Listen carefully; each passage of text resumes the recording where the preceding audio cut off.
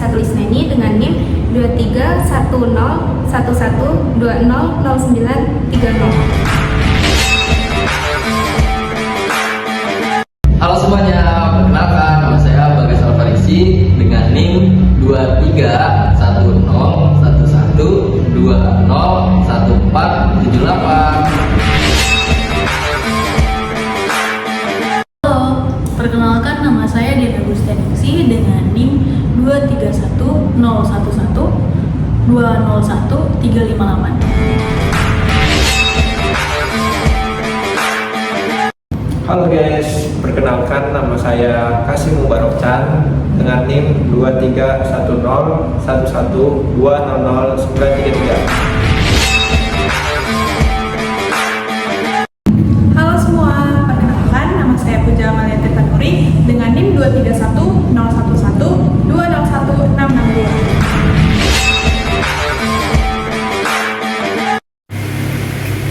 Halo, perkenalkan nama saya Sina Gusti dengan NIM 2310112041. Apa itu pasar modal? Pasar modal adalah kegiatan yang berhubungan dengan penawaran umum dan perdagangan efek, serta perusahaan pabrik yang menerbitkan efek tersebut, beserta lembaga dan profesi yang terkait dengan efek itu. Secara sederhana, pasar modal merupakan tempat atau sarana di mana terjadi pertemuan antara pihak yang membutuhkan modal dengan pihak yang memiliki modal untuk melakukan transaksi instrumen keuangan jangka panjang seperti saham, obligasi, reksadana, dan instrumen keuangan lainnya. Manfaat keberadaan pasar modal. Manfaat keberadaan pasar modal. Yang pertama, sumber pembiayaan. Sebagai salah satu sumber pembiayaan atau jangka panjang bagi perusahaan dalam mengembangkan usahanya. Yang kedua, wahana investasi, yaitu sebagai tempat investasi bagi investor yang ingin berinvestasi di aset keuangan. Lalu yang ketiga, penyebaran kepemilikan perusahaan, sebagai tempat untuk penyebaran kepemilikan perusahaan kepada masyarakat. Yang keempat, keterbukaan dan profesionalisme, yaitu salah satu industri yang sangat terbuka dan menjunjung tinggi profesionalisme sehingga akan mendorong terciptanya iklim usaha yang sehat.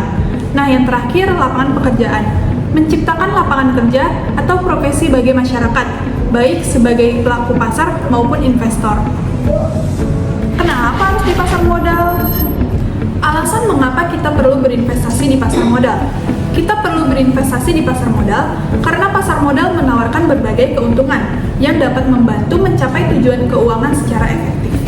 Investasi di pasar modal memungkinkan kita memperoleh passive income seperti dividen dari saham, yaitu pendapatan yang diperoleh tanpa harus bekerja aktif. Selain itu, pasar modal sangat liquid dan fleksibel, sehingga kita dapat dengan mudah membeli atau menjual instrumen investasi kapan saja, dan mencairkan dana dalam waktu singkat, sehingga memberikan kemudahan pengelolaan keuangan. Tahu nggak sih apa itu investasi? Investasi adalah kegiatan menanam modal atau sumber daya seperti uang, waktu, atau tenaga ke dalam suatu aset atau instrumen dengan tujuan memperoleh keuntungan di masa depan. Keuntungan ini bisa berupa bunga, dividen, atau apresiasi nilai yang diinvestasikan. Investasi dilakukan untuk meningkatkan kekayaan secara jangka panjang dan mencapai tujuan finansial seperti kebebasan finansial atau persiapan masa pensiun. Jenis-jenis investasi. Yang pertama ada saham. Saham adalah tanda pernyataan modal atau badan usaha dalam suatu perusahaan atau perseroan terbatas. Dengan memiliki saham, pemegangnya menjadi bagian pemilik perusahaan tersebut dan berhak atas sebagian pendapatan, aset, serta suara dalam rapat umum pemegang saham atau RUPS sesuai dengan jumlah saham yang dimiliki. Saham merupakan salah satu instrumen pasar modal yang diperdagangkan di bursa saham seperti Bursa Efek Indonesia dan menjadi salah satu pilihan investasi populer karena potensi keuntungan yang menarik. Yang kedua ada obligasi. Obligasi adalah surat utang yang diterbitkan oleh perusahaan, pemerintah, atau institusi lain untuk mendapatkan dana dari investor. Dengan membeli obligasi, investor pada dasarnya meminjamkan uang kepada penerbit obligasi tersebut, yang berjanji akan membayar kembali pokok utang pada saat jatuh tempo beserta bunga atau kupon secara berkala selama periode obligasi. Jangka waktu obligasi biasanya menengah hingga panjang, mulai dari 1 hingga puluhan tahun. Obligasi dapat diperjualbelikan di pasar modal dan memberikan imbalan hasil berupa bunga yang bersifat tetap atau fixed rate atau mengambang floating rate. Selanjutnya yang ketiga ada sukuk. Sukuk adalah surat berharga jangka panjang yang diterbitkan berdasarkan prinsip syariah Islam dan mewakili kepemilikan atas aset atau usaha tertentu. Berbeda dengan obligasi konvensional yang merupakan surat utang, sukuk bukanlah utang melainkan bukti kepemilikan bersama atas aset yang mendasari penerbitan. Pemegang sukuk berhak menerima imbalan hasil berupa bagi hasil atau margin sesuai akad yang disepakati, serta pengembalian dana pokok saat jatuh tempo. Dana yang terkumpul dari penerbitan sukuk digunakan untuk kegiatan usaha yang halal sesuai prinsip syariah, dan aset yang menjadi dasar sukuk harus berwujud. Sukuk banyak diterbitkan oleh pemerintahan maupun korporasi sebagai alternatif investasi yang sesuai dengan hukum Islam dan menawarkan potensi imbalan hasil yang kompetitif. Dengan memiliki sukuk, investor menjadi bagian pemilik dari aset atau proyek yang didanai, sehingga risiko dan keuntungan dibagi secara adil berdasarkan prinsip syariah. Nah, yang terakhir ada reksadana. Mungkin teman-teman udah tahu apa itu reksadana. Nah, kali ini saya akan jelasin lagi apa itu reksadana. Reksadana adalah wadah yang digunakan untuk menghimpun dana dari masyarakat pemodal yang kemudian dana tersebut diinvestasikan dalam portofolio efek oleh manajer investasi profesional. Dana yang terkumpul dari para investor dikelola oleh manajer investasi untuk diinvestasikan ke dalam berbagai instrumen keuangan seperti saham, obligasi, pasar uang, atau instrumen lainnya sesuai dengan strategi investasi yang ditetapkan. Kenapa ya harus berinvestasi? Kita perlu berinvestasi karena investasi memiliki berbagai manfaat untuk keuangan dan masa depan. Yang pertama, investasi membantu melindungi nilai uang dari inflasi yang dapat menurunkan daya beli jika hanya disimpan tanpa diinvestasikan. Dengan investasi, nilai uang dapat tumbuh seiring waktu sehingga kekayaan tetap terjaga. Yang kedua, investasi dapat menambah sumber penghasilan, termasuk penghasilan pasif yang diperoleh tanpa harus bekerja aktif terus-menerus. Ketiga, investasi membantu kita mencapai tujuan finansial lebih cepat, seperti membeli rumah, pendidikan, atau mempersiapkan dana pensiun. Keempat, investasi memberikan perlindungan finansial dan mengurangi risiko berutang dengan menyediakan dana cadangan untuk kebutuhan tak terduga. Terakhir, kelima, investasi memungkinkan kita meraih kebebasan finansial atau financial freedom, sehingga tidak bergantung hanya pada penghasilan dari pekerjaan. Selain itu, investasi juga melatih kedisiplinan dan meningkatkan wawasan keuangan. Oleh karena itu, berinvestasi sejak dini dan secara konsisten sangat penting untuk membangun masa depan yang lebih stabil dan sejahtera. Kalian tahu nggak apa itu inflasi? Jadi, inflasi adalah kenaikan harga barang dan jasa secara umum dan terus-menerus dalam jangka waktu tertentu. Kenaikan harga dari satu atau dua barang itu tidak bisa disebut sebagai inflasi, kecuali jika kenaikan itu meluas dan menyebabkan kenaikan harga barang pada barang lainnya. Nah, inflasi ini mencerminkan penurunan nilai mata uang secara kontinu sehingga daya beli masyarakat itu menurun. Di Indonesia itu sendiri, tingkat inflasi diukur oleh Badan Pusat Statistik atau BPS menggunakan Indeks Harga Konsumen atau IHK yang mempresentasikan perubahan harga pada paket barang dan jasa yang dikonsumsi oleh masyarakat. Inflasi juga dapat disebabkan oleh berbagai faktor seperti meningkatnya permintaan masyarakat, berlebihnya jumlah uang yang beredar, ketidaklancaran distribusi barang, dan faktor ekonomi lainnya. Kebalikan dari inflasi adalah deflasi, yaitu penurunan harga secara umum. Kira-kira apa yang penyebab inflasi? Jadi, inflasi ini dapat disebabkan oleh berbagai faktor, seperti yang pertama itu meningkatnya permintaan masyarakat.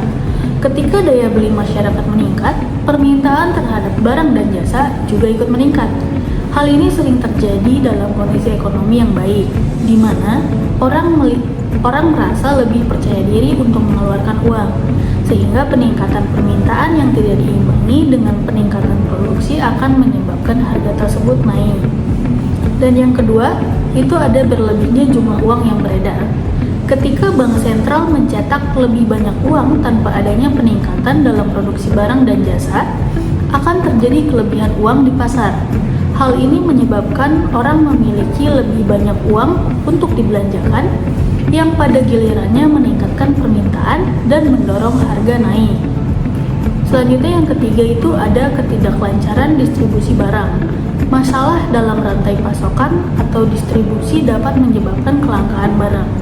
Ketika barang tidak dapat didistribusikan secara efisien, pasokan menjadi terbatas, yang mengakibatkan kenaikan harga, dan faktor-faktor seperti bencana alam atau gangguan logistik seringkali berkontribusi pada masalah yang ketiga ini. Selanjutnya, yang keempat itu ada beberapa faktor ekonomi lainnya. Di poin keempat ini, terdapat faktor ekonomi lainnya seperti biaya produksi yang meningkat, yaitu kenaikan biaya bahan baku, tenaga kerja, atau energi dapat menyebabkan produsen menaikkan harga barang untuk menjaga margin keuntungan mereka. Jika biaya produksi meningkat secara keseluruhan, akan ada dampak langsung pada harga jual barang kepada konsumen. Terus faktor ekonomi lainnya itu yang kedua ada ekspektasi inflasi. Jika masyarakat dan pelaku ekonomi mengharapkan inflasi di masa depan, mereka mungkin akan meningkatkan permintaan sekarang. Misalnya, jika ada orang percaya harga akan naik, mereka cenderung membeli lebih banyak barang pada saat ini, yang dapat menyebabkan inflasi lebih lanjut. Selain itu ada faktor eksternal, yaitu perubahan dalam ekonomi global seperti fluktuasi harga minyak atau kebijakan perdagangan internasional juga dapat mempengaruhi inflasi domestik. Kenaikan harga barang impor misalnya dapat menyebabkan kenaikan harga barang impor misalnya juga dapat menyebabkan kenaikan harga barang lokal sebagai respons terhadap biaya yang lebih tinggi. Jadi kesimpulannya adalah investasi itu penting karena nilai uang terus menurun akibat inflasi. Salah satu pilihan investasi yang menarik adalah pasar modal yang menyediakan berbagai produk seperti saham, obligasi, sukuk, reksadana, dan ETF. Investasi saham menawarkan keuntungan capital gain dan dividen, tapi juga punya risiko kerugian. Karena itu, penting untuk memulai investasi sejak dini. Pahami produknya dan gunakan fasilitas perlindungan investor yang disediakan OJK dan KSE. Selalu waspada terhadap penipuan dan jangan tergiur janji keuntungan besar yang tidak masuk akal. Intinya, jadi investor itu harus cerdas, paham risiko, dan bertanggung jawab. Kesimpulan dari Sekolah Pasar Modal adalah program edukasi yang diselenggarakan untuk memberikan pemahaman keseluruhan tentang dunia pasar modal. kepada masyarakat secara keseluruhan. Sekolah pasar modal berhasil menciptakan investor yang lebih teredukasi, rasional, dan bertanggung jawab, dan bekal pengetahuan.